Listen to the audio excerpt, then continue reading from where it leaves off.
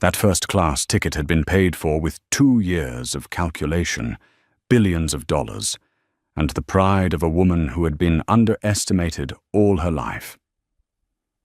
But that morning, under the cold lights of JFK Airport, Layla Montgomery was about to realize that power isn't about where you sit.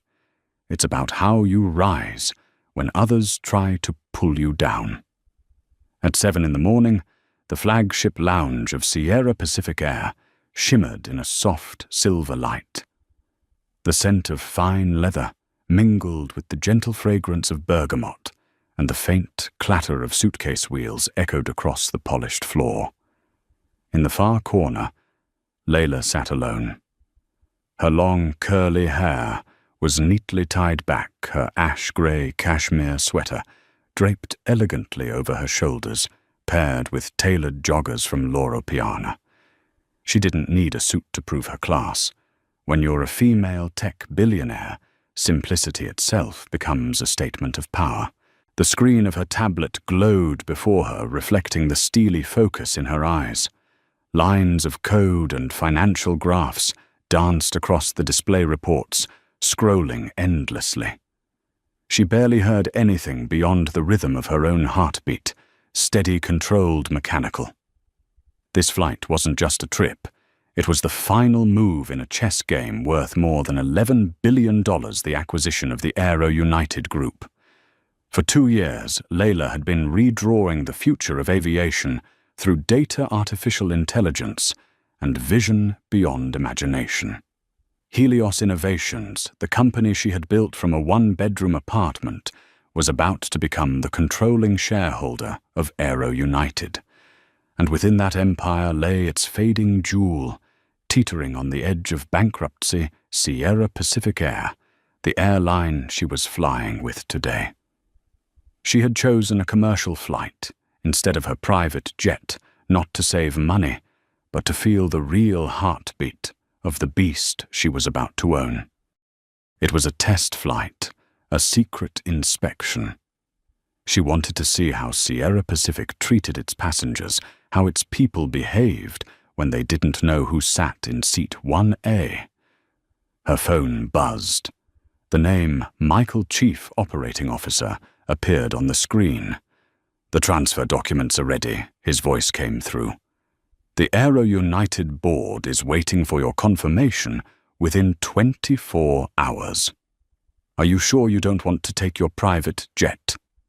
Layla smirked slightly and typed a short reply. "Commercial. Need to see the ground." She hung up, leaned back and sighed. This flight was a reminder of where she came from. Once an ordinary passenger, once dismissed by receptionists, once asked by investors, "Who's backing you?" Now those same people worked for companies sustained by her innovations. A female voice echoed through the lounge speakers. "Sierra Pacific Air now invites first-class passengers on flight Sierra Papa Alpha 227 to San Francisco at Gate Bravo 42. Layla closed her tablet, slipped it into her Hermes bag, and stood. For a brief moment, she paused. The light fell across her face, revealing the calm fierceness of someone who had already tasted humiliation and turned it into armor. She didn't know that within minutes the boarding gate would open to one of the most defining tests of her life. Gate B42 was busier than usual. A middle-aged man in a navy suit was complaining on his phone. 2 young travelers were taking selfies beneath the sign. Layla stepped into the priority line and held out her phone to scan the boarding pass. The scanner beeped green, a flawless confirmation tone, but then the gate agent's eyes hesitated. Brian Keller, 33, pale and tired, his tie slightly askew, read the information again, looked at Layla, then back at the screen. In an instant, she recognized that look, the one she had seen 100 times before: doubt. "It seems there's been a seat duplication, ma'am," he said, his voice distracted, avoiding her gaze. Seat 1A is already assigned to one of our Platinum members. It's probably just a system error. I can move you to 12B in Premium Economy and process a refund afterward." The air around them seemed to thicken. People in line started to glance over. Layla felt her heartbeat slow, then pound again, a mix of embarrassment and anger tightening in her chest. "My seat, 1A, was confirmed and fully paid," she said, her tone calm, but each word sharp as glass. "I don't need a refund. I need the seat I purchased." Brian forced a polite smile, the kind people wear when they think they're being reasonable. "I understand. But in duplicate cases, policy prioritizes Platinum members." "I hope you understand I really don't want to argue." For a few seconds there was only silence between them. His words dropped into her ears, cold and metallic. Policy. She knew every line of Sierra Pacific's regulations, and what he had just said was a blatant lie. He didn't see the CEO of the company about to buy his airline. He only saw a black woman, dressed simply someone who didn't look like she belonged in seat 1A. A sharp ache flickered in Layla's eyes, not because of the seat, but because of memory. She remembered the day she went to the bank for a startup loan, and the guard asked, "Who are you delivering for?"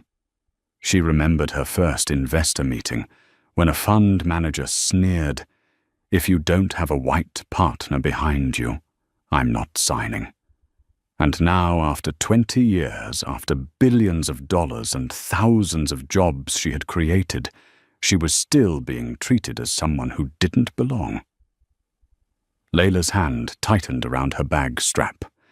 Every instinct told her to reveal her power to throw her business card, reading Chief Executive Officer Helios Innovations in his face. But she restrained herself. Not yet. Not here. She looked straight into Brian's eyes, her anger fading into a cold stillness. "You're making a mistake," she said softly, each word carved in ice. "A mistake you'll never forget." She stepped aside and pulled out her phone. Her fingers moved swiftly, typing a single message. "Get Richard Halverson on the line." Now. Outside the glass window, snow began to fall in thin, delicate flakes. No one at the airport knew that right there, at Gate B42, a game worth billions was about to turn in a matter of minutes. And the woman who had just been humiliated with one single call had the power to change the fate of an entire airline. Layla took a deep breath. Amid the echo of boarding calls and rolling suitcases, she could feel it clearly. The storm had begun. In Layla Montgomery's world, mistakes don't exist, only lessons paid for in blood money or honor. And Brian Keller had just crossed that line. He still didn't realize that the woman standing before him wasn't just a first-class passenger. She was the one about to sign the document that would turn his entire company into her property. But to Brian, Layla was merely a difficult case, one he wanted to handle quickly so he could move on with his shift. "Ma'am, please step to the right," he said, his voice laced with forced politeness. "I'll call a supervisor right away, but I'll need you to move out of the line. Other passengers need to board." Layla didn't move. Her gaze was sharp as ice, though her tone remained calm and steady. "You don't need to call anyone," she said. "I've paid. I've confirmed my ticket. Everything is valid. If there's an error, it's in your system, not mine." A man behind her let out a low whistle. The line began to stir with murmurs. Some eyes were curious, others irritated.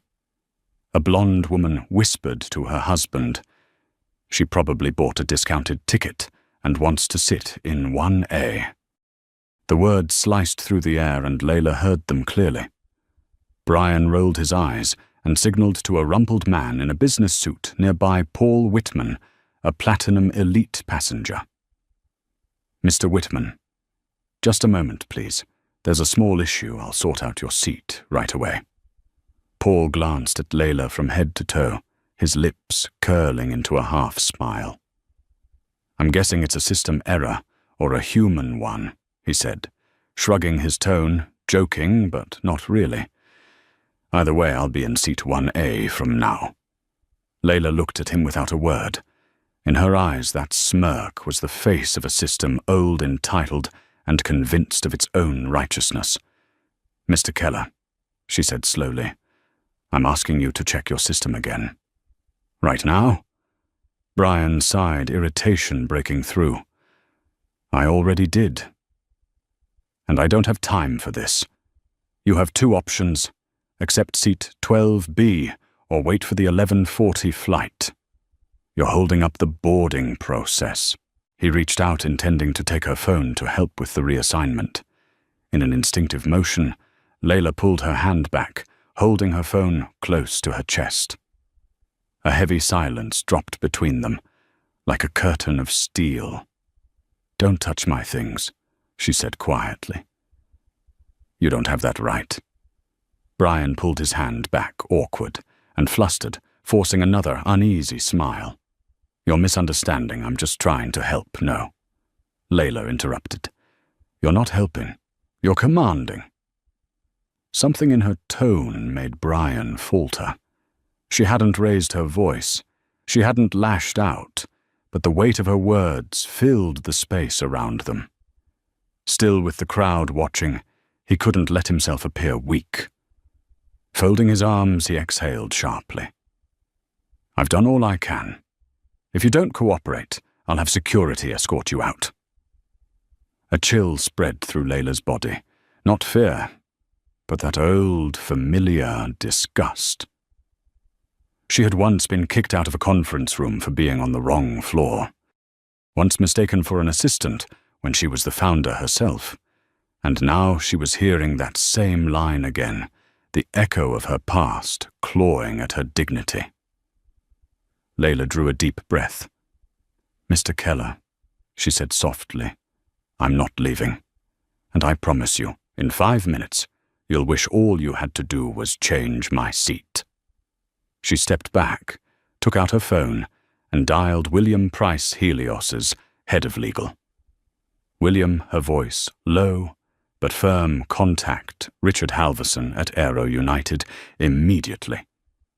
"Tell him this: the CEO of their parent company has just been denied boarding on the flight Sierra Papa Alpha 227 due to a so-called system error.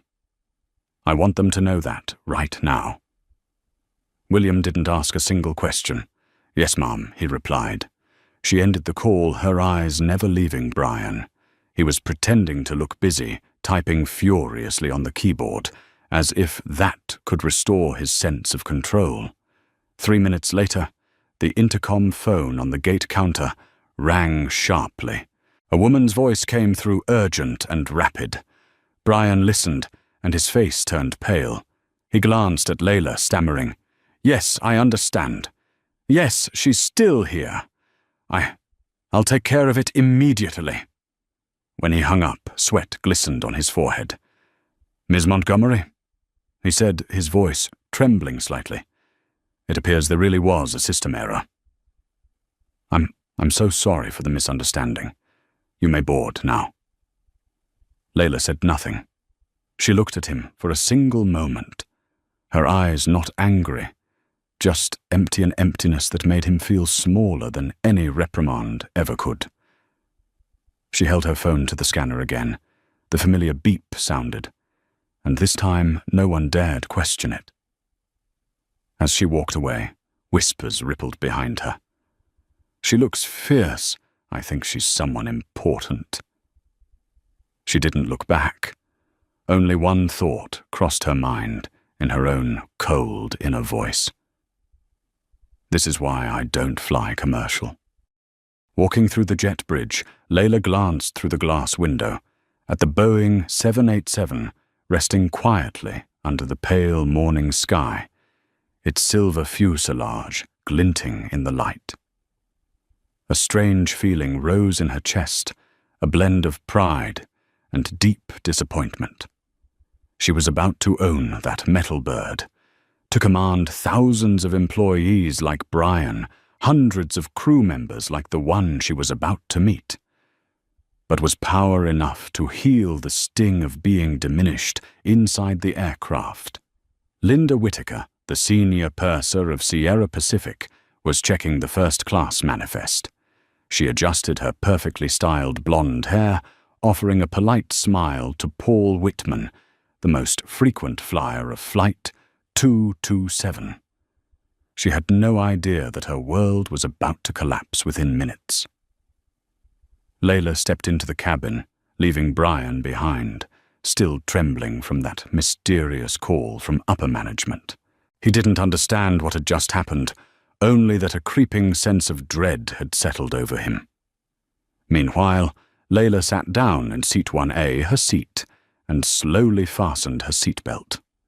She looked around, brown leather seats, white walls, soft jazz drifting through the cabin speakers. No one on board knew that the woman who had just sat down was the future owner of the airline. But when Layla closed her eyes, there was no joy of victory in her heart, only a quiet question. If they knew who I was, would they treat me any differently? A cold draft slipped through the cabin curtain, making it flutter gently. Outside, the sun was rising, painting gold across Layla's eyes. And somewhere thousands of miles away, in a glass conference room, the transfer of ownership for Aero United Group was being prepared for signature. Flight Sierra Papa Alpha 227 hadn't yet taken off, but the battle had already begun. A battle not just over a seat, but over dignity, power, and prejudice. Layla whispered to herself, "All right, let's see how they treat their passengers." Then she opened her eyes.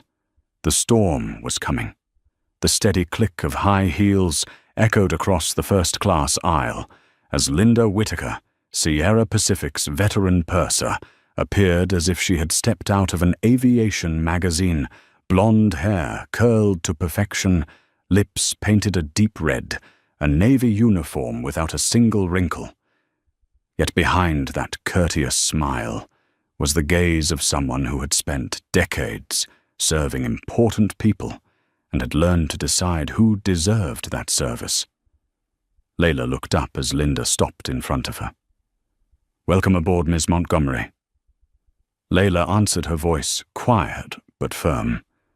Linda flicked her eyes to the e-ticket in her hand, then back up her gaze, skimming over the grey sweater, the joggers, the white sneakers. A beat of silence, and her smile shifted from warm to forced. "R1A," Linda said, drawing out the words. "Yes, I see it, but it appears there's a slight mix-up." Layla raised her eyes. "There is no mix-up. This is my seat." The tone stilled the cabin. The men with gleaming metal watches in seats 1B and 2A pretended to read their newspapers, but their eyes never left the two women. Paul Whitman, the man who had tested her seat, lounged back a glass of orange juice in his hand. Linda turned to him, her voice honey-soft. "Mr. Whitman, I'm sorry for the small inconvenience. We'll take care of it right away. Please relax." Then she faced Layla again, her expression hardening. "Ms. Montgomery, I'll find you another seat, still in first class, very comfortable. We would not want to delay the flight." Would we? Layla stayed where she was, eyes straight ahead. "I don't need a comfortable seat. I need my seat." Her voice was so cold and precise that a few passengers shivered. Linda exhaled, the artificial smile disappearing. "You're causing a disturbance. You do realize that we have procedures, and I am the one responsible here." Layla tilted her head. "Procedures, you say, are the procedures to trick a passenger who paid for first class and push them to a middle seat in premium economy. The once quiet cabin snapped taut like wire. Paul set his glass down and frowned. I fly this route every week. I've never seen anything like this. You should listen to the crew. They're just doing their jobs. Layla turned to him, a humorless glint in her eyes. And perhaps you're used to being served first, even when it is wrong, aren't you? Color rose in Paul's face. But Linda cut in, voice stern. Now then, Miss Montgomery, let's not make everyone uncomfortable. I can call security if you continue. Security, Layla repeated with a soft laugh. You plan to remove me from the seat I purchased because you think I don't fit here. Linda froze, then dropped her voice, contempt flashing in her eyes. Listen, I don't know where you got this ticket, but I won't allow an unknown passenger to disrupt my cabin. If you don't move, I will call the captain. In that instant, something detonated silently in Layla's mind like a blown fuse. Not anger, but a total clarity. She had just seen the root disease of this company attitude. The attitude that valued appearances over worth, loyalty tiers over dignity. And she knew right now she would not stay silent.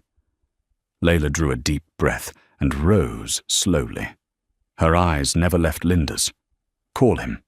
Bring your captain here. And while you're at it, you may call your union representative as well. I think both will be needed. Linda gave a thin smile.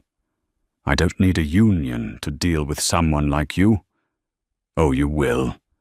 Layla replied, her tone light and cold. She pulled out her phone and tapped quickly. On the screen, the word execute appeared. The order to sign the transfer of ownership had just been sent. No one in the cabin understood what was happening, but the air had shifted. The way Layla stood, the look in her eyes, this was not a passenger, but someone who held the fate of the entire aircraft in her hands. 5 minutes later, the cockpit door opened. Captain Thomas Reed. 54 silver-haired, his face, carved by years of flying, stepped out with irritation. What is going on, Linda? We are already 10 minutes late. Linda pointed at Layla, lowering her voice. She refuses to leave the seat. I've asked repeatedly. She even threatened to call the union. The captain looked at Layla, his tone authoritative. Ma'am, I am the captain of this flight. All instructions from the purser must be followed. If you do not comply, I will have to ask you to leave the aircraft. Layla did not blink. She looked straight at him and spoke slowly. Before you say anything else, I suggest you check your official communications device. There is an internal notice from Aero United Group sent about 4 minutes ago. The captain frowned and opened the company tablet. The screen lit up with a headline, Urgent Notice.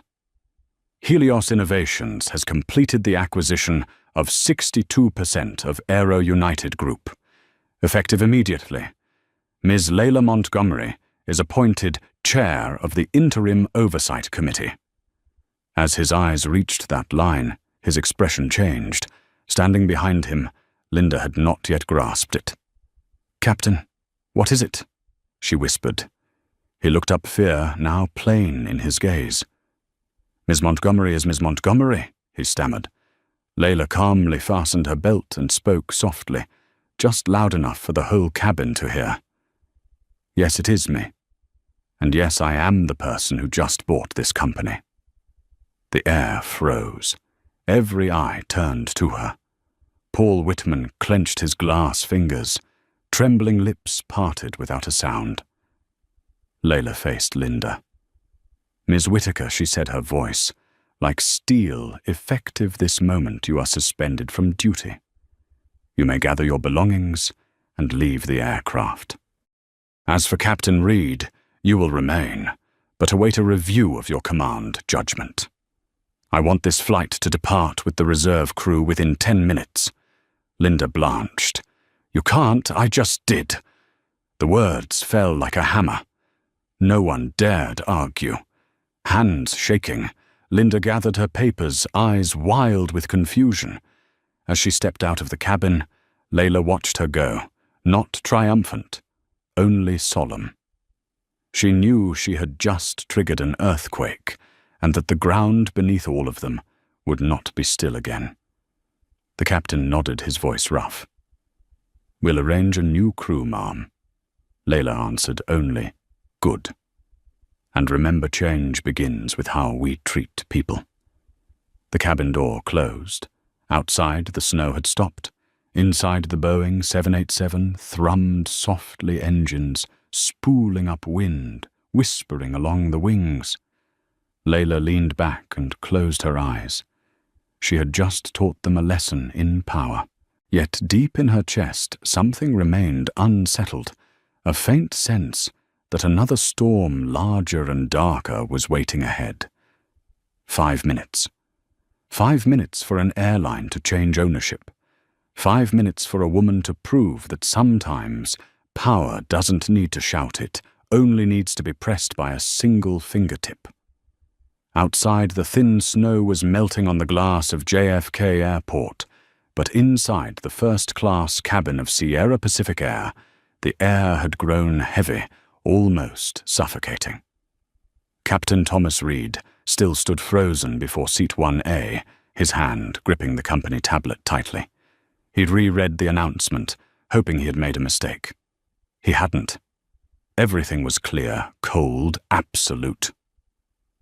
Helios Innovations, founded by Layla Montgomery, had officially taken control of Aero United Group, the parent company of Sierra Pacific Air, and Layla was now the chairwoman of the Interim Oversight Committee. In simpler terms, from this moment on, everyone on the flight, including him, worked for her.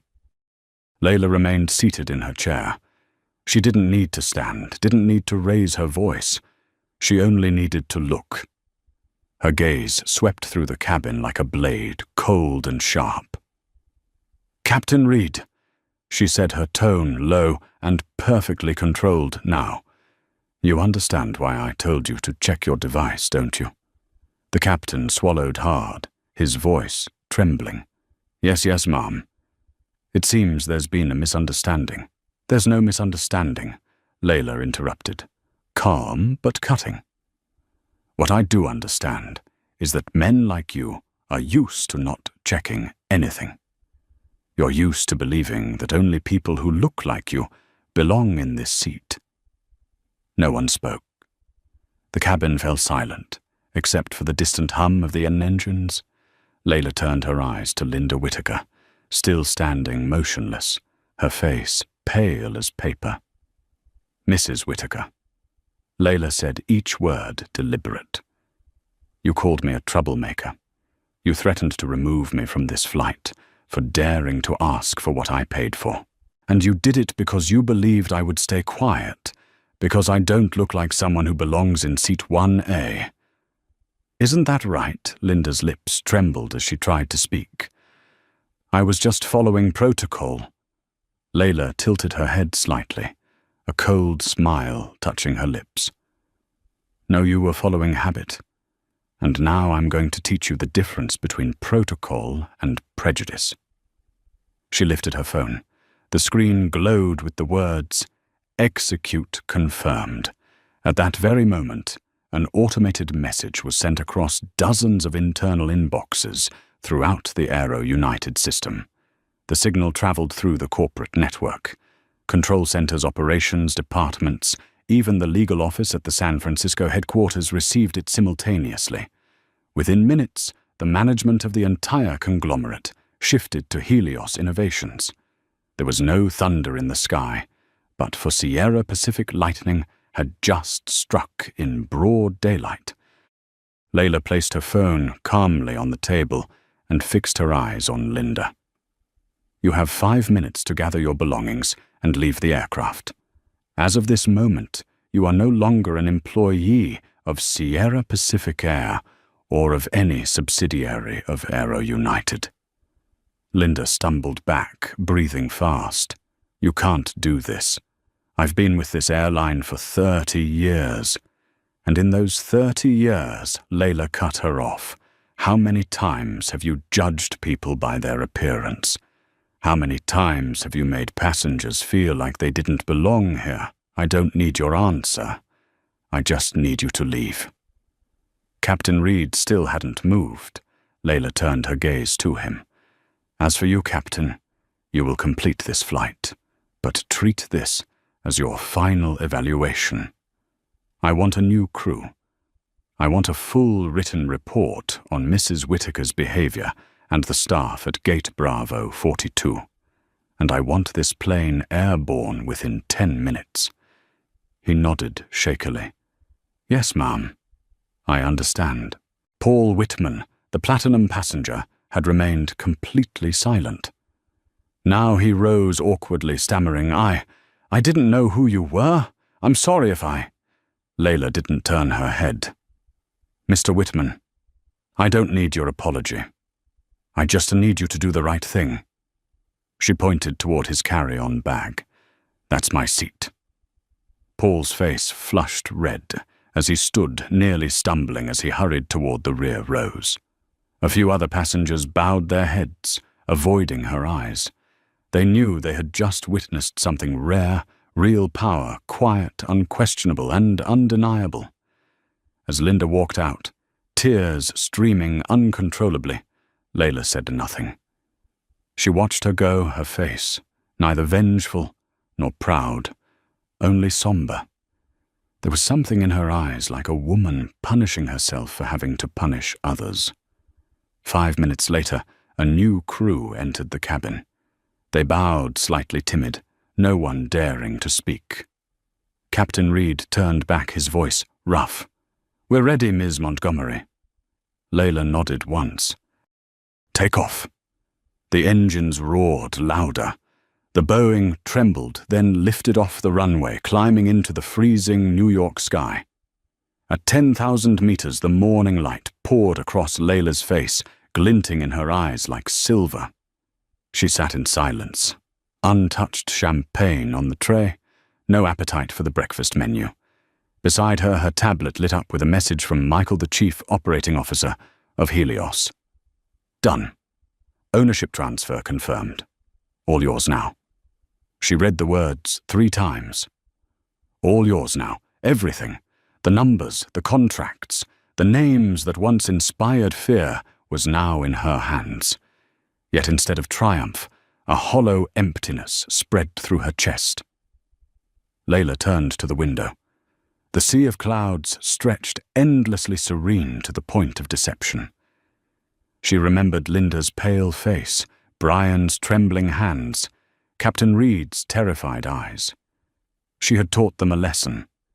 Yes, but had she just taught herself that power could erase humiliation? A new flight attendant approached softly. Would you like breakfast, ma'am? We have caviar and Ethiopian coffee. Layla shook her head gently. Just water.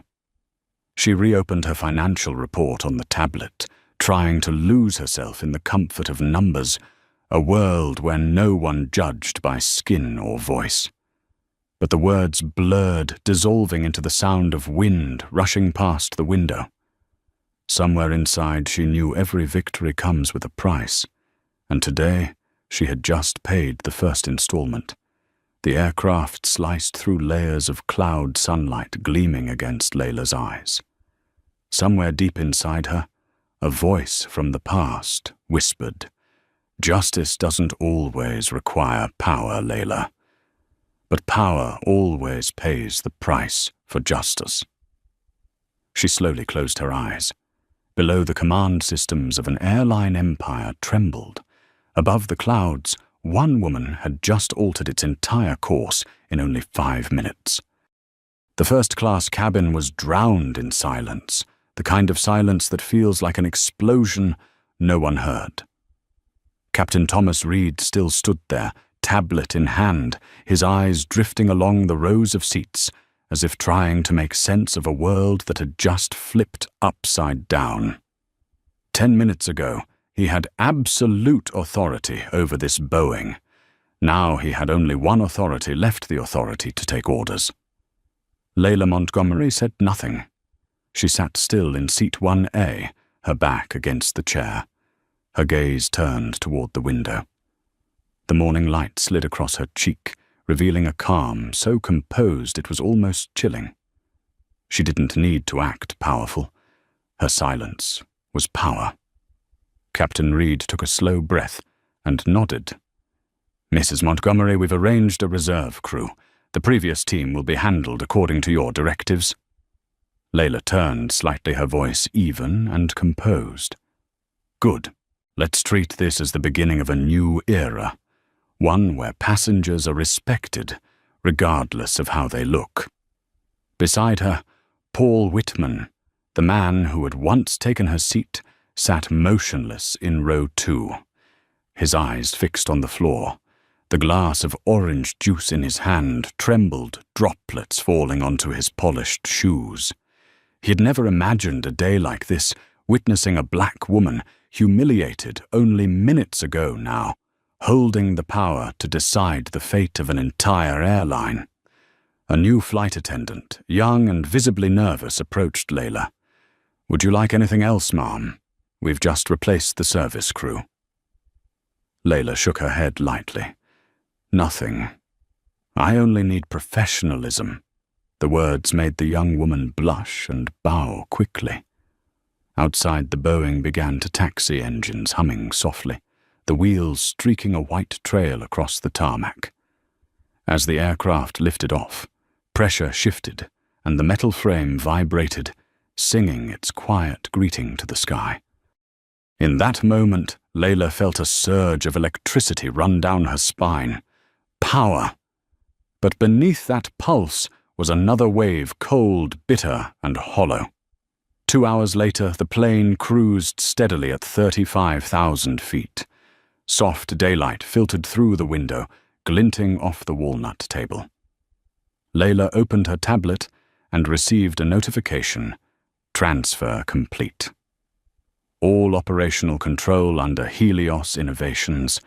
Beneath it was a message from Michael, the Chief Operating Officer of Helios. "Congratulations, Madam Chair. Welcome to your new empire." She stared at the words for a long time. Empire. A single word, heavy with meaning. Yet instead of satisfaction, her heart felt weighted with lead. She had just saved a brand on the verge of collapse, resurrecting it in her own hands. But the way it had unfolded through humiliation, tears, and the fear in others' eyes made her victory feel clouded. Layla leaned back and closed her eyes. Behind her eyelids, she saw the face of Linda Whittaker, pale, trembling tears streaming down. Not the face of an enemy, but of a person, fragile, flawed human. She wondered, had she corrected a wrong or created a far greater one? Captain Layla's voice broke the silence, calm but firm. Reed turned around. "Yes, Mrs. Montgomery. After landing, I want a full report on the incident, including the name of the employee at Gate Bravo 42. Brian Keller, ma'am," Reed replied. Layla nodded, her tone turning cold. "Note this. Terminate his contract effective immediately." There was a brief silence before she added, "And Captain, I don't want to see fear in your eyes. Remember, I'm not here to hunt mistakes. I'm here to fix a system that has forgotten how to treat people." The captain lowered his head. "I understand, ma'am." The plane continued to glide through the clouds. The midday light slowly bathed the cabin in a soft golden hue. Everyone seemed to breathe a little easier now. But the silence that filled the air wasn't peace. It was the stillness before a greater storm, one none of them could see coming. When the wheels touched the runway in San Francisco, Layla's phone buzzed violently. A message from Monica Alvarez, head of PR, urgent. "Do not post anything. Go dark. We have a situation." Layla frowned and called immediately. "Monica, what happened?" On the other end, Monica's voice came fast, breathless. "It's about Linda Whittaker. her daughter Ashley just posted a video online. It's going viral. It shows her mother crying after being fired. It's spreading like wildfire. Layla fell silent for a few seconds. In her mind, she could see it, the tear-streaked face of the middle-aged woman, the trembling shoulders, the dim light of an airport cafe. Monica continued. The girl says her mother was humiliated and fired by a heartless CEO over a seat. The video has nearly 1 million views in 2 hours. The hashtags Justice for Linda and Boycott Helios are trending. The press is already calling me. Layla gripped the armrest, her knuckles turning white. What about the company? Stocks dipped slightly, but PR is the real problem. Everyone's sharing the clip. They see Linda's tears, but no one sees what she said to you. A chill ran down Layla's spine. She had reclaimed her dignity, and now the world was condemning her with a 47-second video. Do nothing, Layla said quietly. No statements, no press responses. Wait for me at the office. Layla Monica hesitated. The media doesn't sleep. People are demanding an apology. Layla closed her eyes. If they want a villain, I'll show them one worthy of the name. Outside San Francisco International Airport, a limousine was waiting. As Layla stepped out, the flashes began. Reporters from KTVU, Reuters, and Business Insider surged forward like wolves scenting blood. Mrs. Montgomery, did you really fire an employee mid-flight? Do you have any comment for the public? Do you think you went too far? Layla didn't stop. She walked straight ahead, her sunglasses hiding her eyes, but not the rising tide of anger in the crowd. One voice shouted, "You made a woman lose her job. She's crying online because of you." Another jeered, "Don't call yourself a feminist if you have to crush someone to prove your point." The car door slammed shut. Inside, Layla sat in silence, staring into the void before her. She was used to media attacks, but she had never felt so misunderstood. She whispered to herself, justice doesn't live in the camera lens. It lives in the truth that only a few have the courage to see. Outside, San Francisco glowed beneath the setting sun. Inside the car, Layla Montgomery knew the storm had only just begun. Outside the headquarters of Helios Innovations, grey rain fell over San Francisco. Raindrops tapped against the glass like a slow drumbeat to a verdict being read word by word, sentence by sentence, across thousands of phone screens around the world. The name Layla Montgomery flooded social media. In the video, spreading at lightning speed, a middle-aged woman, Linda Whitaker, sat inside an airport cafe, tears streaming down her face. Beside her was her daughter Ashley, her voice trembling but clear. 30 years of service, and my mother was fired by an arrogant CEO over a seat. The image spread like a virus. Comments poured in anger, outrage, fury. Who does she think she is? This is the true face of the ultra-rich. She fired a woman supporting her sick husband. She's a devil in a suit. Within 12 hours, the hashtag Justice for Linda surpassed headlines about elections and war.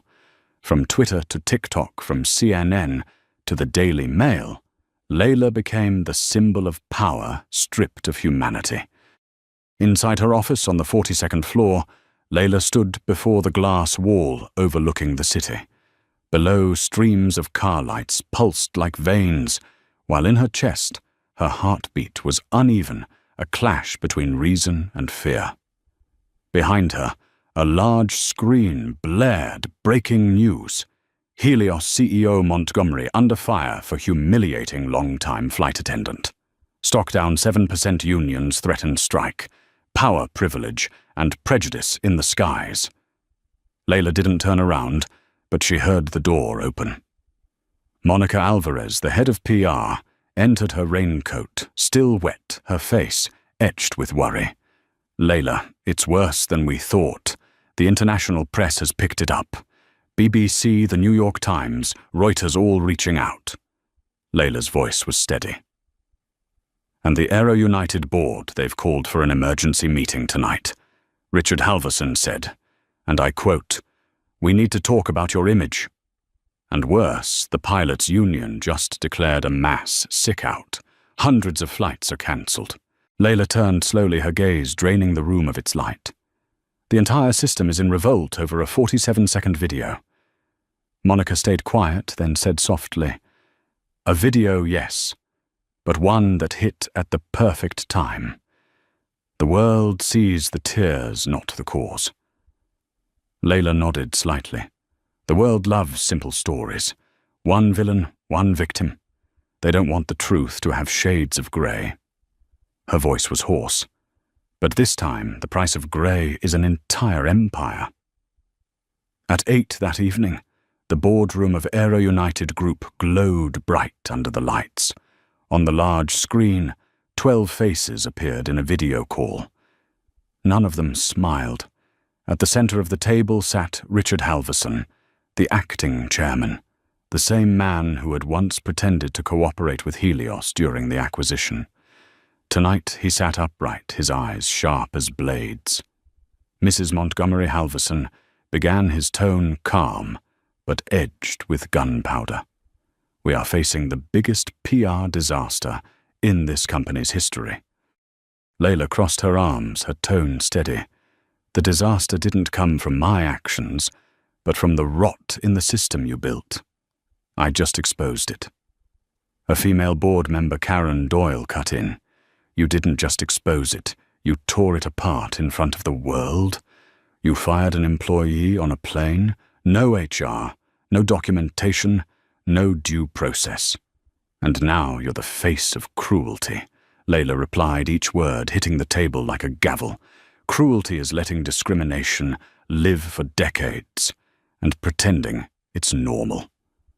I won't apologize for demanding respect. And we, Halverson said, coldly won't apologize for protecting this corporation. Your stock fell 4%, ours 7%. The unions are threatening to strike. The media calls us the Empire of the Iron Queen. This isn't about ethics anymore. It's about economics." Layla closed her eyes for a brief second, then opened them. "What do you want?" Richard Halverson leaned forward, his voice dropping low. "A public apology and reinstatement of Mrs. Whitaker. If you refuse, the board will vote to remove your control over Aero United." The room went dead silent. Layla stared directly into the camera, her eyes blazing. "I will not apologize for doing what's right, and I will not reinstate someone who humiliated a customer because of their skin color. If the board cannot withstand public outrage, then perhaps it's the board that needs replacing." A moment of silence passed. Then Halverson gave a thin smile. "Then you've chosen your fate." The screen went black. Monica stepped closer, her face pale. "Layla, they'll strike back. They'll use the same media storm to destroy you." Layla gave a faint smile. "They don't have to. The world's already doing it for them." That night, Layla sat alone in her office. The city beyond her window blurred in the rain. She opened her laptop and saw a new email. The sender made her heart tighten. David Chen, her first investor, the man who believed in her when no one else would. "Layla, I trust you had your reasons, but power is not a hammer. It's a hand that requires precision. You may have won a battle, but you're losing the world." Layla read it again and again. The last line struck deep. "Don't let justice turn into pride, because when it does, you become no different from those who once humiliated you." She leaned back in her chair, tears falling before she even realized it. Outside, lightning flashed over the bay. In that instant, Layla understood the storm wasn't just out there. It was inside her. She had spent her life fighting to be seen, to be heard, to be respected. And now that she had everything, the world saw her in the worst way possible. The next morning, headlines screamed across every major outlet. The CEO who refuses to apologize. Nationwide strike shuts down airline. Helios loses $2.3 billion in market value in 24 hours. In the Helios boardroom, the shareholders sat in silence like statues, their eyes all turned toward Layla, the woman sitting tall dark circles under her eyes, but unshaken. She didn't apologize. She didn't explain. She only said one sentence, her voice rough but resolute. Justice is never cheap. But if someone has to pay the price, then I choose to pay it myself. No one answered. Only the sound of rain tapping against the glass remained steady, relentless, like the heartbeat of an empire slowly collapsing. Monday morning. On the front page of the New York Times, a headline stretched across half the page in bold black letters: the flight attendant, the female CEO, and the man in room 214. Beneath it was a photograph of a frail man lying in a hospital bed, Ivo lines running along his arms. The small captions read, "Edward Whittaker, husband of the fired flight attendant, is battling ALS at a hospice facility in Maplewood, New Jersey." The article was written by Nora Bennett, an investigative journalist once nominated for a Pulitzer Prize. It wasn't sensational. It was a scalpel, sharp, cold, and precise. Nora wrote in the room marked 214, where pale light filters through thin curtains. Edward Whittaker breathes in shallow gasps. His wife, Linda, worked as a flight attendant for 30 years to pay for his treatment. The flight where she was publicly dismissed by the CEO of Helios Innovations did not just end her career. It severed the only lifeline keeping her husband alive. Nora's words didn't accuse, but each sentence cut deep, carving its way into the reader's chest. She described the details, the meager salary, the mounting medical bills, the overlapping insurance statements, the sleepless nights Linda spent beside her husband's bed. The portrait was clear, a hard-working woman destroyed by a cold and powerful CEO, painted with the elegance of tragedy and the cruelty of truth. One paragraph shook the nation. In 5 minutes, a first-class seat changed hands. In those same 5 minutes, another life began to collapse. The question is no longer who was right or wrong. The question is, can justice still be justice? If it kills compassion when the article went live, social media exploded. A second wave of outrage hit stronger, more personal. Hashtags like Save Edward, Stand with Linda and Boycott Helios flooded every platform. Within 24 hours, a crowdfunding campaign created by Linda's daughter Ashley surpassed $1.2 million. The media called it the miracle of compassion. But for Layla Montgomery, it was a storm of destiny. In the Helios office, Layla read the article to the very last line. She didn't blink. She didn't cry. Only silence, heavy, unyielding, filled the room. Every word in that article struck her like a hammer, not because Nora was wrong, but because Nora was painfully right. Linda wasn't innocent, but she wasn't evil either. And Edward, the man in room 214, did not deserve to become collateral damage in her war for justice.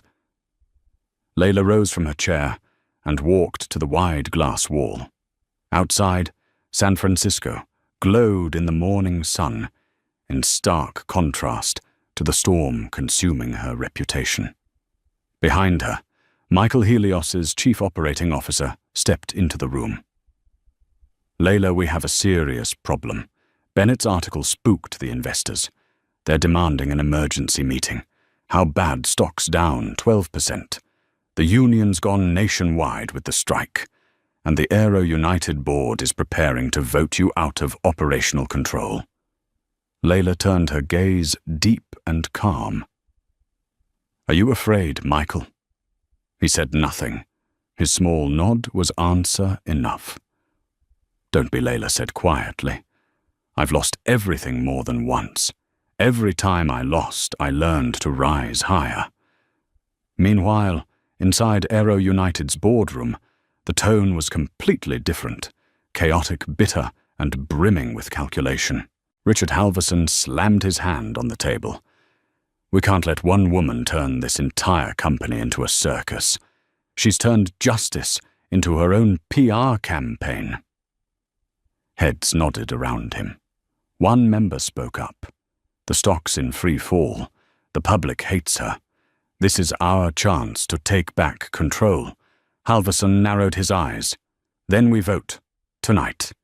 Under the dim glow of that room, an empire prepared to overthrow the queen it had once crowned. Night fell over Helios Tower. Layla remained alone in her office. The lights were off, the only glow coming from her laptop screen.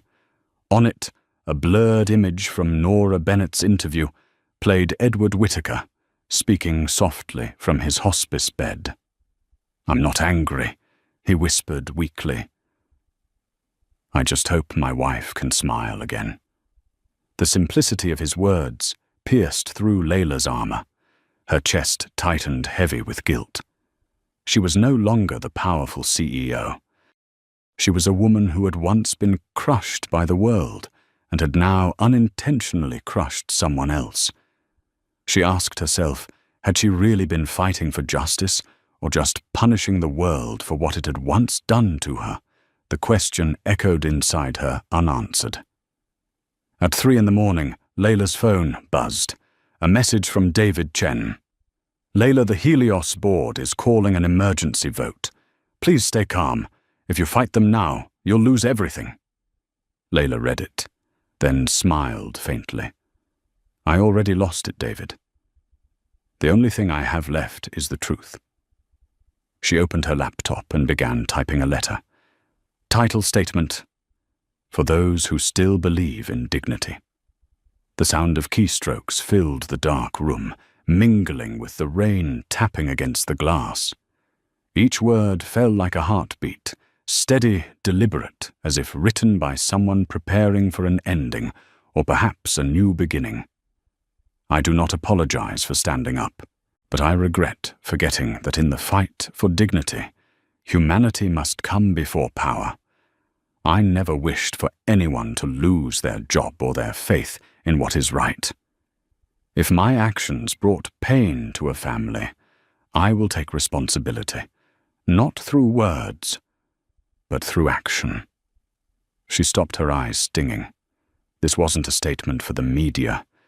It was a confession for herself. Outside, dawn began to rise behind the skyline. A new day. But no one yet knew that within hours Layla Montgomery would no longer be the most powerful CEO in America. And in those same hours, she would begin another journey, the journey of a woman learning how to be human again. Somewhere far away in room 214 in New Jersey, Edward Whittaker was still breathing weakly, his hand clasped tightly around his wife's. Linda looked at him and whispered, Honey, someone just started a fund for us. He smiled faintly. Maybe there are still good people.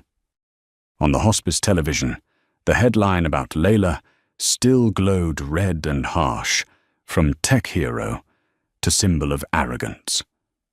Linda turned off the TV. Morning light streamed through the curtains, touching her face, filled with guilt and a quiet relief. She murmured almost to herself. She was wrong. But maybe I wasn't completely right either. If Layla had heard those words, she might have broken down and cried. But the two women, standing on opposite sides of the same storm, had no idea their fates were already entwined, spiraling toward a twist neither could foresee. Tuesday morning. The sky over San Francisco hung heavy and grey.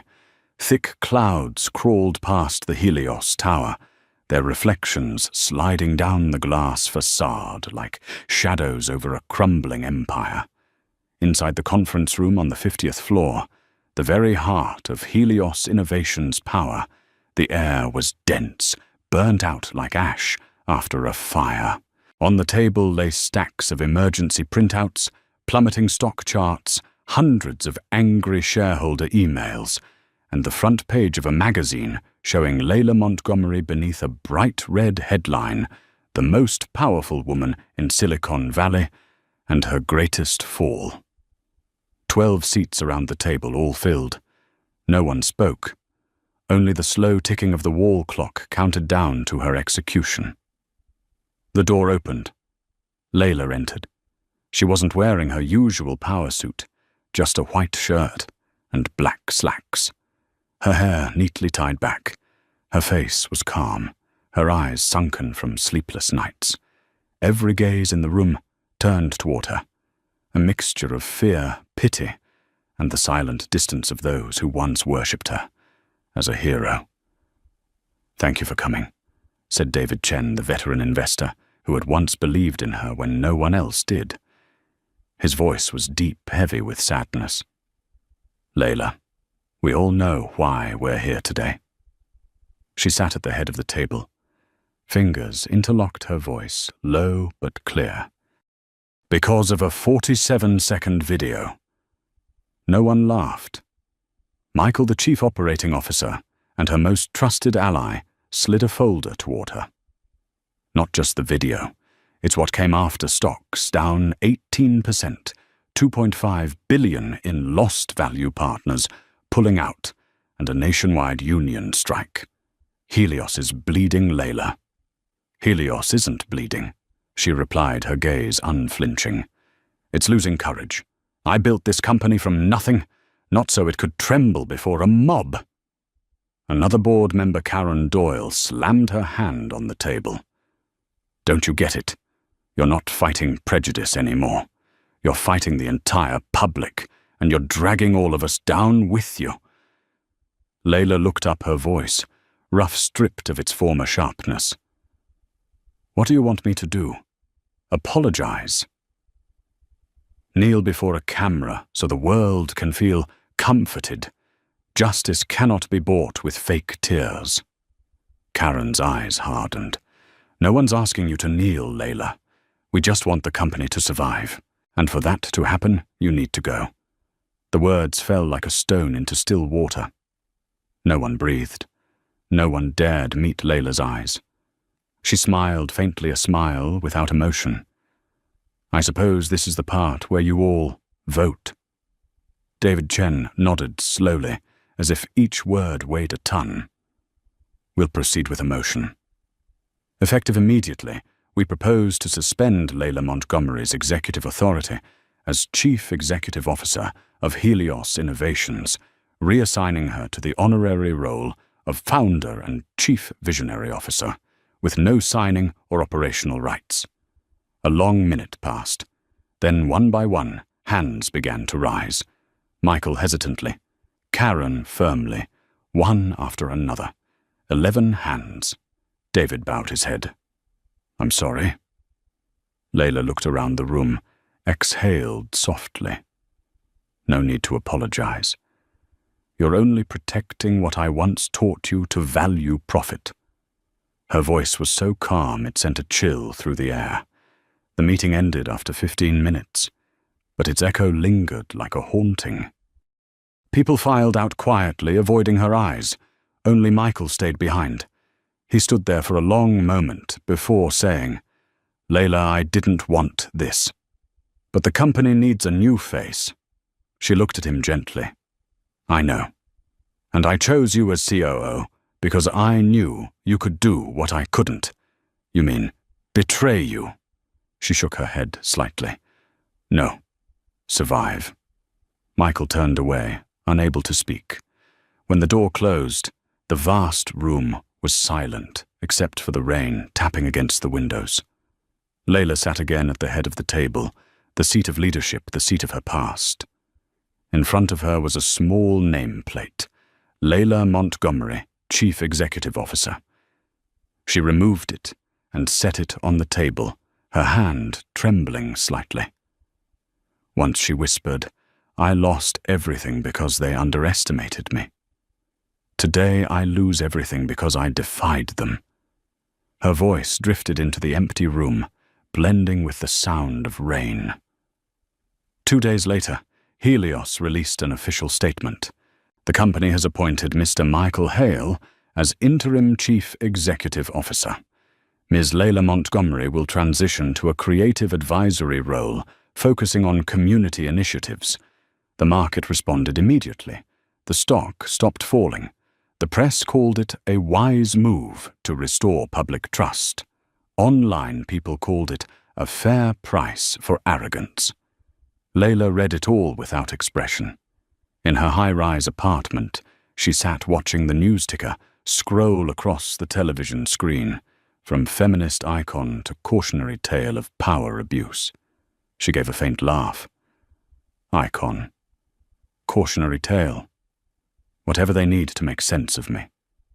Outside, the sunset painted the sky crimson, reflecting across her face. She thought of David Chen and his words, "Don't let justice turn into pride." She hadn't understood then. Now she did. Justice without compassion is just another form of control. That night, Layla quietly packed her office. The room that once buzzed with calls, plans, and ambition was now hollow. On her desk sat a photo of her and her team on Helios's IPO day, everyone smiling, arms raised in victory. She stared at it for a long time.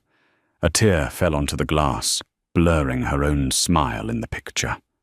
When security arrived, she said only one sentence. "No need to escort me. I know the way out."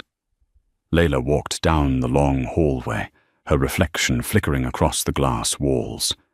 At the end, she paused before the large illuminated sign, Helios Innovations, the symbol she had built, now standing like a wall between her and the world. She touched the letters lightly and whispered, "Thank you for giving me everything. And thank you for taking it all back." Then she turned and walked away. Outside, night had settled over the city. The rain had stopped. The wind carried the faint salt of the bay. Layla walked beneath the streetlights. No entourage, no guards, no power. Only a solitary woman learning how to breathe again after the storm. Her phone buzzed in her pocket. A message from an unknown number, room 214. They just received new funding from an anonymous donor. Thank you to whoever gave them hope. Layla pressed her lips together, said nothing. She looked up at the sky where the lights of airplanes blinked in the distance. A part of her had fallen apart. But another part, smaller, quieter, was just beginning to heal. After leaving Helios, Layla Montgomery disappeared from every headline. No more sensational titles, no more photographs of her stepping out of a car surrounded by flashing cameras. The world quickly found a new villain to condemn, while Layla slipped into the quiet void of being forgotten. The penthouse that had once been the stage for billion-dollar deals now felt unbearably vast. In the mornings, sunlight filtered through the blinds, illuminating the dusty desk where empires were once built. On it still sat a porcelain mug, engraved with the words, "Boss Lady," a gift from her employees the day Helios went public. She stared at it for a long moment, then gently slid it into a drawer, closing it, as though sealing away an entire lifetime. In the beginning, a few calls still came, reporters, former colleagues, investors. Then, one by one, they stopped. She deleted her social media accounts, wiped her work emails, keeping only one inbox to read what truly matters. But even that inbox stayed empty, until one Thursday morning when the notification pinged one new message. The sender, Ashley Whitaker. The subject line was simple. My mother asked me to send this. Layla opened it, her heartbeat slowing. Inside were only a few lines, signed by Linda Whitaker. I don't know if you'll read this, but my husband, Edward, passed away last week. In his final days, he received the best care he ever had. The facility had new equipment, more rooms, and more nurses. The manager said it was thanks to an anonymous foundation. I know it was you. I'm not writing to forgive you, but to thank you for choosing to do the right thing, even if it came late. Layla read it again and again, silent tears falling down her cheeks. There were no more headlines, no more boardrooms, no more accusations. Only two women who had once hurt each other, now standing on opposite sides of a loss neither had wanted. She lifted her gaze to the window. The San Francisco sky was unusually clear. For the first time in months, she felt she could breathe deeply without feeling crushed by the weight of the past. Layla opened her laptop and began to type a reply. Thank you. I am not seeking forgiveness. But if even a small part of what I did brought peace to someone, then perhaps I still have a chance to be human. She pressed send. The glow of the screen reflected in her tearful eyes, no longer the glint of pride, but the quiet relief of a woman learning how to forgive herself. 1 year later, on a small building by the Oakland Bay, a new sign shimmered under the morning sun. The Phoenix Foundation. Inside, Layla Montgomery sat in a modest room filled with laughter. There were no walnut desks, no velvet carpets, no floor-to-ceiling glass walls, only worn wooden tables, walls covered in colorful sticky notes, and young people whose eyes carried a light she thought she had lost long ago, the belief that the world could still be better. She listened as a young, brown-skinned woman gave a presentation about a mobile app designed to distribute surplus food to the homeless. The girl's voice trembled slightly, her hands gripping the papers tightly. Layla smiled and said softly, I used to tremble like that too. But remember, an idea can only live if you dare to believe in yourself first. When the meeting ended, her assistant approached with a copy of the local newspaper. On the community page, a small headline read, Maplewood Hospice opens new care wing, funded by the Phoenix Foundation. Below it was a photograph of Linda Whitaker in a volunteer's uniform, holding the hand of an elderly patient, her smile gentle, yet weary. Layla set the paper down. She didn't speak. She simply looked out the window. Outside, the sky was clear and blue seagulls circling above the shimmering silver water. At last, she understood. True power didn't come from the ability to command, but from the capacity to give others the chance to rise. Not Helios, not the empire, but this small place. This was where she could begin rebuilding the world through compassion. That afternoon, as the sun dipped behind the bay, Layla stepped out onto the porch. The salty breeze swept through her hair, carrying the scent of freedom.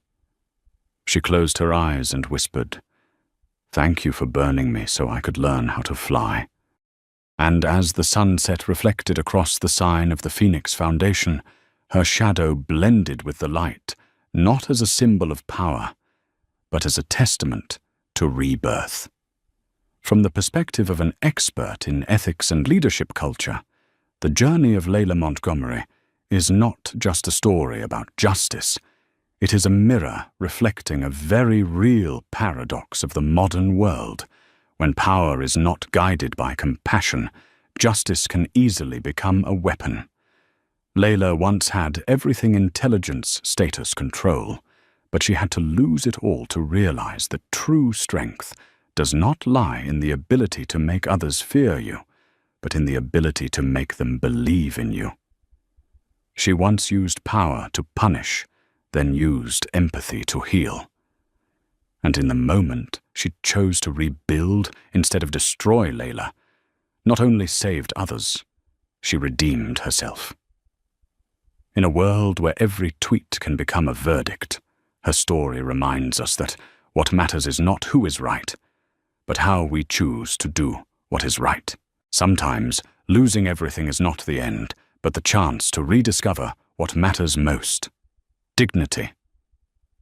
If you believe that the greatest strength of humanity lies not in power, but in compassion and the courage to change, then like this video and subscribe to the channel to share more stories of courage and awakening.